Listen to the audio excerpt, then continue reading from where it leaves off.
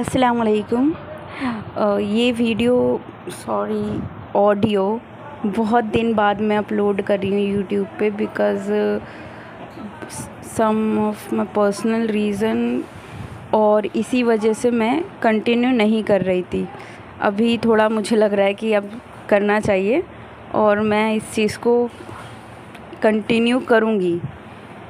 मेरा जो टॉपिक पहले था अस्सलाम वालेकुम, जिसके ऊपर मैंने डिटेल में बताया था कि किस तरीके से सलाम करना चाहिए और किस तरीके से लोग सलाम करते हैं, और सलाम को मतलब गलत तरीके से प्रमोट करना, लोग सलाम करते हैं बस ये ज़रूरी है, कैसे कर रहे हैं उस पर गौर नहीं दिया जाता।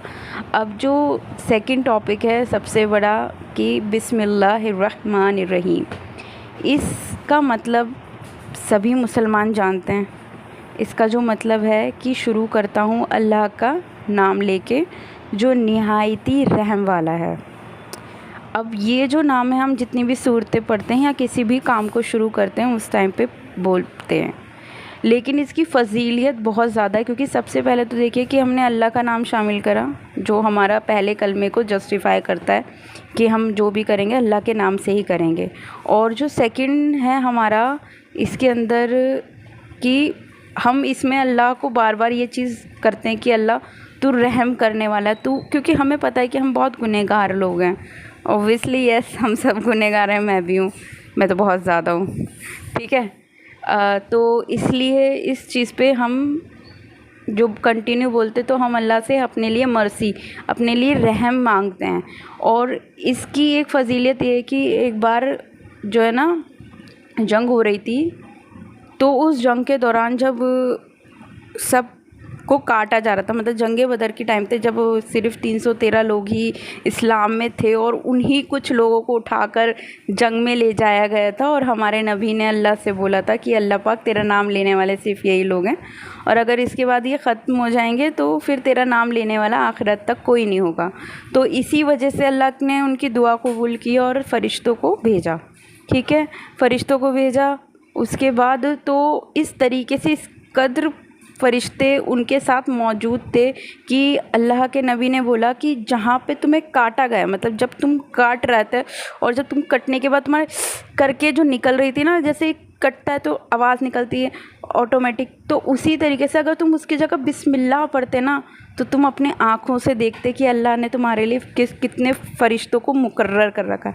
तो इसकी फ़जीलियत इतनी है। और ये भी कहा जाता है कि जब आपको कभी भी चोट लगे, ये तो मैं पर्सनली अपने एक्सपीरियंस से बता रही हूँ क्योंकि मैं ये यूज़ करती हूँ, कि कभी आप जब भी चोट लगे और उस जगह पर आप हाथ रखें और 7 बार बिस्मिल्लाहिर्रहमानिर्रहीम पूरा पढ़ें, 7 बार काउंट करके, तो आपको जल्द ही अपनी चोट से बहुत आराम मिलेगा। और दूसरी चीज़ है कि एक बार मैं तालीम में गई थी, और ये मेरा सुना हुआ ही किस्सा है।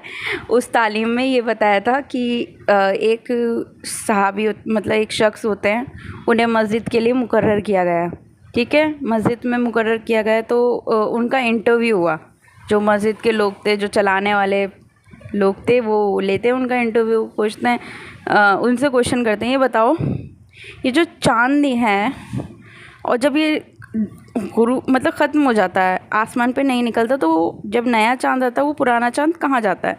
तो कहने लगे भाई वही तो पुराना चांद होता है। तो लोग, वहाँ के लोग थोड़े से जाहिल होते ना, ऐसे मंद बुद्धि टाइप के थे, कहने लगे वही तो रहता है, वो कहीं नहीं जाता है, वही दोबारा निकल कर आता है।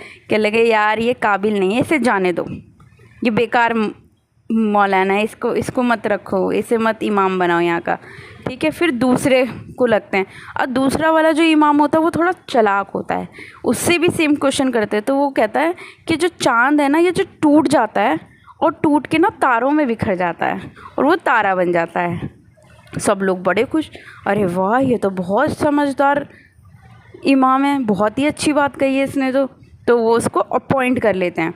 तो फिर वहाँ पे वो इमाम एक बार ऐसे ही बोलता है कि जो ना अल्लाह के नाम में बहुत फजीलियत है, अल्लाह का नाम बहुत फजल करने वाला है, बहुत करम करने वाला है, कि लगे बिस्मिल्लाह में इतनी ताकत है कि अगर आप पूरे ईमान से इसको पढ़ें तो आप पैदल समंदर पार कर सकते हैं।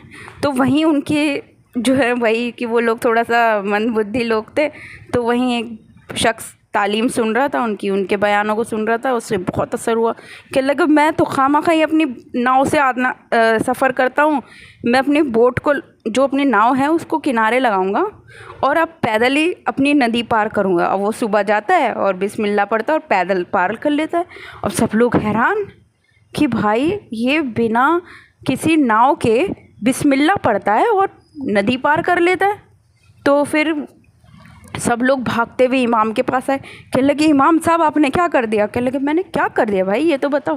कहने लगे वो जो आप हमारे जो गांव का शख्स एक, और वो फला फला शख्स ऐसे ऐसे पढ़ता है बिस्मिल्लाह और वो पैदल ही नदी पार कर रहा हो। कहने लगे क्या?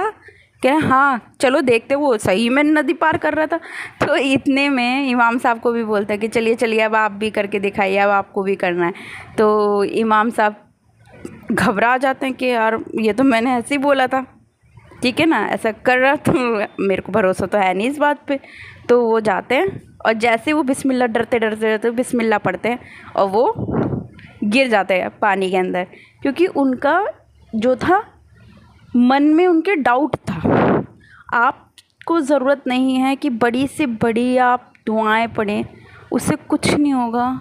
आप महज अल्लाह बोलेंगे तो भी आपकी कई परेशानियां हल हो सकती हैं।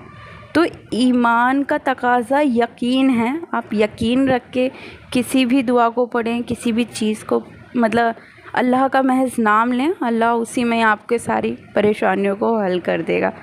ये सब चीज़ों की रिक्वायरमेंट नहीं होती। और मुझे लग रहा है ये थोड़ी लंबी हो गई है, लेकिन आज आप सबको समझ में आ गया कि बिस्मिल्लाह की कितनी दलीलें हमारे मज़हब में शामिल हैं और उसकी कितनी अहमियत है, क्यों उसको हर आयत से पहले पढ़ा जाता है, हर अच्छे काम से पहले पढ़ा जाता है।